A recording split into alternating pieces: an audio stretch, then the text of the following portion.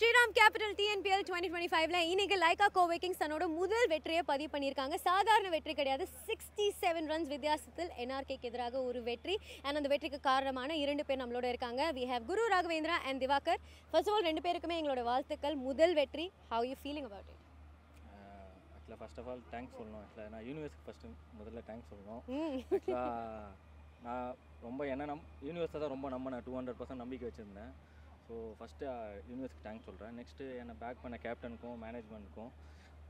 Evening வரதுக்கு முன்னாடியே சொன்னாங்க, இன்றைக்கி முன்னாடி சொன்னதை லைக்காக நான் பேக் பண்ணுற மாதிரி சொன்னாங்க. ஸோ அதுதான் இன்றைக்கி நான் பண்ண வேண்டியதாகிடுச்சு. ஸோ அவங்க நம்பிக்கை வச்சதாங்களோ இல்லையோ, நான் என் மேலே ரொம்ப நம்பிக்கை வச்சது வந்து எனக்கு ரொம்ப ஹாப்பியாக இருக்குது. கேட்குறதுக்கே சந்தோஷமாக இருக்குது. நீங்கள் யூனிவர்ஸ் மேலே நம்பிக்கை வச்சுருக்கீங்க, தன்னம்பிக்கையும் இருந்தது. முக்கியமாக லைகா கோவேக்கிங்ஸ் உங்கள் மேலே நிறைய நம்பிக்கை வச்சுருக்காங்க. அதுக்கான பலன் 3 விக்கெட் எடுத்து தந்தார். பட் நீங்கள் இன்றைக்கி ஃபீல்டிங்கில் கலக்கிட்டீங்க. அந்த ஒரு கேட்சாக இருக்கட்டும், அதுக்கப்புறம் அந்த direct. How happy are you with your performance?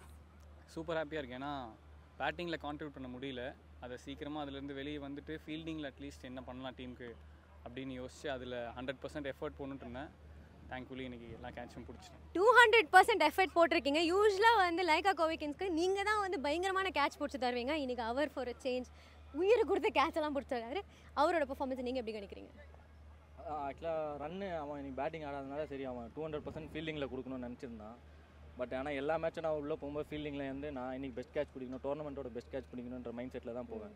But அவன் இன்றைக்கி பிடிச்சல நான் ரொம்ப ஹாப்பியாக இருக்கேன். ஓகே, அவரோட கேட்சை பார்த்து சந்தோஷமாக இருக்கீங்க. பட் யாரோட கேட்ச் பெட்டராக இருந்தது? ஷாருக்கோட கேட்சா இல்லை குரு ராகவேந்திரோட கேட்சா? ரெண்டுமே இம்பார்ட்டண்டான கேட்ச் தான். ஒன்று தான் பிக் பண்ணணும்.